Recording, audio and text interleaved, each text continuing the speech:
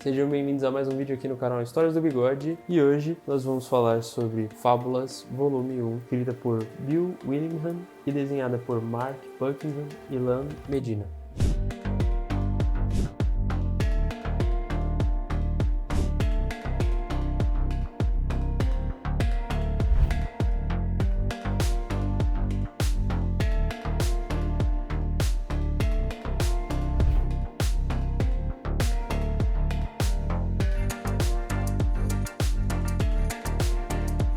E aí pessoal, como é que vocês estão? Espero que vocês estejam bem. E antes da gente começar a falar sobre fábulas, eu gostaria de agradecer vocês que estão chegando aí no canal, né? A gente atingiu a marca de 200 inscritos, já passou um pouquinho dos 200 na verdade. Tô vendo que o feedback tá muito bom. Espero que vocês estejam gostando da frequência nova aqui do canal, né? E agradecer também que vocês receberam muito bem o Igor aqui no canal, que é um amigo meu que também gosta muito de histórias em quadrinhos e coisas do tipo. E de vez em quando ele vai aparecer aqui também no canal para falar sobre algumas histórias e principalmente histórias que eu não li, eu não conheço, que vai acabar agregando bastante para conteúdo aqui no canal. Enfim, se você é novo aqui no canal e ainda não se inscreveu, se inscreva. Também gostaria de pedir para você deixar seu like, seu comentário e vamos para o vídeo. Fábulas. Essa edição aqui, capa dura, né, da Panini, ela é dividida em dois arcos, né? Um arco que serve para introduzir o que é Fábulas, né, e seus personagens e o mundo de Fábulas, não por completo, mas que, tipo, para não ser aquele choque de realidade, porque é um mundo muito abrangente. Eu vou começar a falar um pouco sobre o que aparece de começo no primeiro capítulo. No primeiro capítulo nós vemos um mistério envolvendo um assassinato, né? E quem está investigando esse assassinato é o Lobo Mau, né? O Bigby aqui na história, que é um dos personagens principais da série Fábulas. É um personagem espetacular, assim, eu posso dizer que por enquanto ele é o meu favorito. É muito interessante ver o progresso dele na investigação, o como ele faz os interrogatórios e tudo mais, e o relacionamento dele com outros personagens. A gente vê que inclusive ele tem um relacionamento com um dos três porquinhos, né, que não deveria estar aqui. Eu sei, eu devia estar explicando para vocês melhor o contexto de Fábulas em vez de começar a falar dos personagens, mas é assim que a história começa e depois a gente vai começando a entender o mundo. Vou fazer então uma pausa aqui para tentar adaptar um pouco isso, porque pode ser que para algumas pessoas fique um pouco complicado de entender o que está acontecendo aqui. Enfim, Fábulas fala sobre uma comunidade de contos de fadas, de seres de contos de fadas que acabaram saindo do mundo deles e vindo para o nosso. No caso, a cidade das Fábulas, ela fica num bairro escondido dentro de Nova York. Então alguns dos personagens do mundo das fábulas, né, dos contos de fadas e derivados, eles vivem lá, mas só os humanoides, tipo Branca de Neve, Cinderela, Bela e a Fera, o Lobo Mau. Aí você pensa, pô, mas não é um lobo? Pois é, o Bigby é tipo um lobisomem, ele pode se transformar meio que a hora que ele quer, tá ligado? E isso ajuda ele nas investigações, tipo, quando ele tá no modo normal, né, tipo humano, ele ainda assim tem tipo o seu olfato apurado e coisas do tipo. Enfim, e onde que foi parar então, tipo, a outra galera, né, os animais, tipo o Gato de Botas, os três porquinhos, ou pelo menos os dois, porque um deles não consegue sair da cidade. E aí eles estão na fazenda, é um lugar que também tá sobre uma proteção mágica igual a Cidade das Fábulas de Nova York, fica no interior de Nova York essa fazenda, e esses seres vivem lá, então eles estão meio que separados da galera, tipo, humanoide, como eu expliquei, né, os personagens que são humanos e que podem passar despercebidos no meio das pessoas normais, digamos assim. E aí você pensa, pô, mas o que esses caras estão fazendo em Nova York? Por que eles não estão no mundo deles? O que aconteceu? Então, acontece que isso também é explicado no primeiro capítulo, né? Eu tô tentando explicar pra vocês o contexto sem dar muitos spoilers, por isso que eu não vou nem falar quem foi o suspeito de, tipo, a pessoa que foi assassinada, né, no caso, ou supostamente assassinada. Eu não vou entrar no detalhe porque essa situação toda vai ter um impacto mais pra frente, então eu não posso falar quem é o envolvido e os envolvidos em si. Mas enfim, voltando ao lance da cidade e por que eles estão na cidade e na fazenda, né, separaram essa galera, porque eles vieram para o nosso mundo devido a uma guerra que está acontecendo no mundo deles e existe um inimigo que chama o Adversário. É assim que eles nomeiam ele. Esse adversário conseguiu reunir um exército e recursos dominando cada mundo de cada parte dos contos de fadas. Por exemplo, aqui nessa história é considerado a cidade Esmeralda do país do Mágico de Oz um mundo à parte. Então, tipo assim, é um mundo vizinho de, sei lá, vou dar um exemplo. Isso não é tecnicamente desse jeito porque eu só li o primeiro volume. Então, vamos dizer que Oz fica perto, da Terra do Nunca, tá ligado? Então, tipo assim, esse adversário tomou Oz primeiro e depois foi pra Terra do Nunca e assim consecutivamente. E foi dominando tudo, forçando com que aos poucos os contos de fadas não tivessem como brigar contra o adversário, fazendo com que eles viessem pro mundo real. E agora eles estão convivendo nessa comunidade assim e tendo vários conflitos entre eles. E eu vou falar um pouco sobre alguns personagens que têm alguma relevância no primeiro volume e depois eu vou partir pro próximo capítulo, pro próximo arco. É interessante falar sobre, por exemplo, é engraçado no caso, falar sobre o Encantado, que também é um personagem que é bem recorrente, por exemplo, nos filmes do Shrek, né? Que ele é um canalha, tá ligado? O Príncipe Encantado, no caso. Ele tem todo aquele lance de ser muito bonito, falar bonito e tudo mais, e acabar levando as pessoas na conversa. Porém, tipo, você vê pelas ações dele que ele não vale nada e é muito engraçado isso. A gente também é importante falar sobre a Branca de Neve, que é um dos personagens principais, tem mais destaque na história. Ela é tipo a vice-diretora da comunidade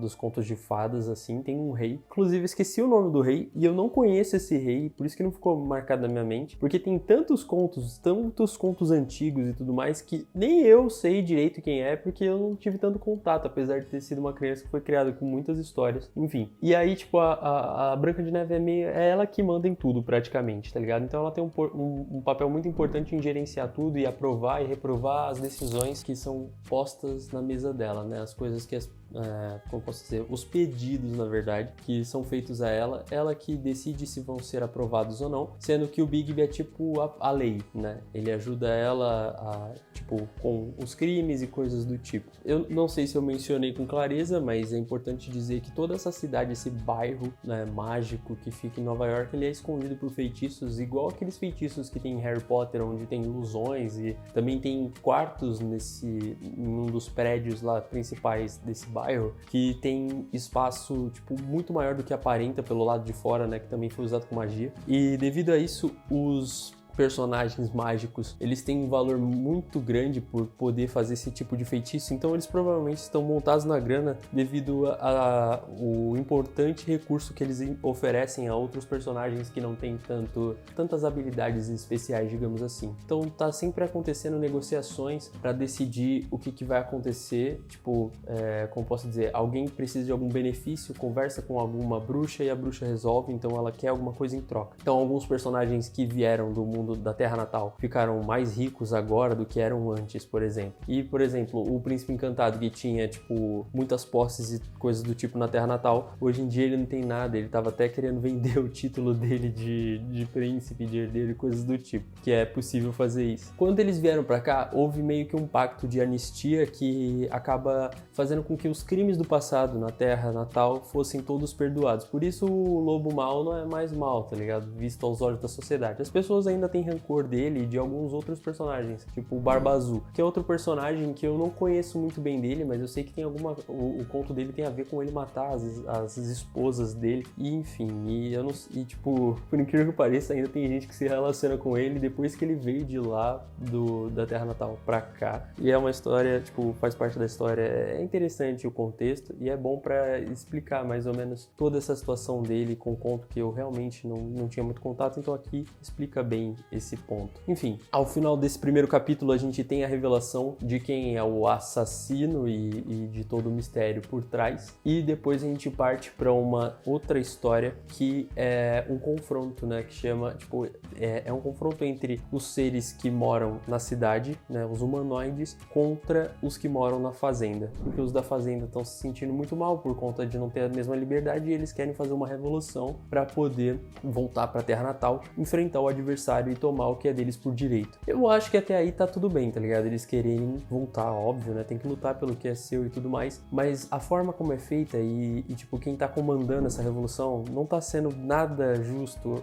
como tá sendo executado tudo. É uma bagunça, muitos personagens acabam morrendo, é bem feio, inclusive, e outros se ferindo, mas no final as coisas acabam se acertando com leves consequências, e a gente entende uma parada que eu achei muito interessante, que nesse mundo fundo, os contos de fadas, eles são, como eu posso dizer, meio que uma força da crença das pessoas. Então, por exemplo, você, como eu e a maioria das pessoas já ouviu falar na Branca de Neve. Então, as pessoas acreditam nela, sabe? Mesmo que saibam que ela não é real, o nome dela tem um certo poder e um certo efeito de causar, tipo, é um efeito que acaba impactando as pessoas de certa forma. Mas, por exemplo, a maioria das pessoas não sabe quem é a Rosa Vermelha, a irmã mais nova dela, sabe? Então, por exemplo, se acontece alguma coisa ruim com a Branca de Neve, é bem mais fácil ela acabar se recuperando do que a irmã mais nova, que é pouco conhecida. Então, tipo, o poder da crença afeta esses personagens. Então, se um dos 3 porquinhos acabar morrendo, isso acaba afetando o mundo e então a natureza, digamos assim, acaba substituindo de alguma forma por outro porco. Alguém vai acabar entrando no lugar dele mais cedo ou mais tarde. Não vai acabar demorando muito,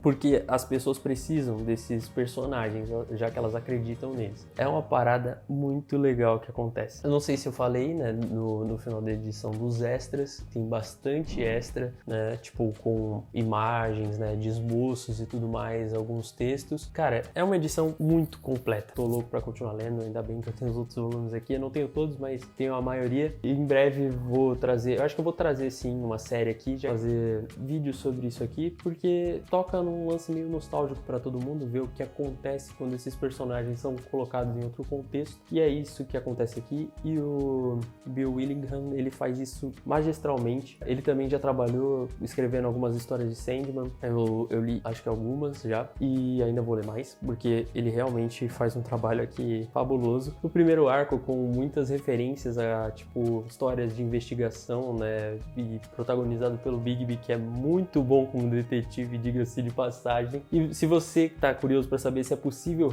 descobrir o mistério junto com ele, é sim. Se você prestar atenção nos detalhes, você consegue entender o que tá acontecendo ali, ou pelo menos suspeitar com bastante clareza do que pode ser o principal suspeito ou o principal acontecimento. Enfim, acho que não tem muito mais o que dizer, eu falei bastante aqui, mas, cara, sério, vale muito a pena. Tipo, só de você bater o olho nas imagens aqui, você consegue ver personagens que você, tipo, você sente, pô, fazia tanto tempo que eu não vi esse personagem. Você fica espantado, tá ligado? Por exemplo, tem uma imagem aqui que me causou um certo quê de nostalgia, foi quando eu abri a página e eu vi que tinha, tipo, o Don Quixote e o Sancho Panza, tipo, um do lado do outro, e, tipo, num contexto que nem falava, nem era eles o foco, sabe? Mas eles estavam lá. Então, enfim, eu espero que vocês tenham gostado do vídeo. Se vocês já leram Fábulas, me contem aí como foi a experiência de vocês. Se vocês têm algum interesse em ler, falem aí. Se eu puder ajudar com alguma coisa em relação a esse material, né? Falar, tipo, se vocês tiverem alguma pergunta sobre a minha experiência e coisa do tipo, ou qualquer outra coisa que eu possa ajudar, só comentar aqui embaixo. Gostaria de pedir para que vocês deixem um like, se inscrevam no canal, compartilhem o vídeo com um amigo ou amiga de vocês e a gente se vê na próxima.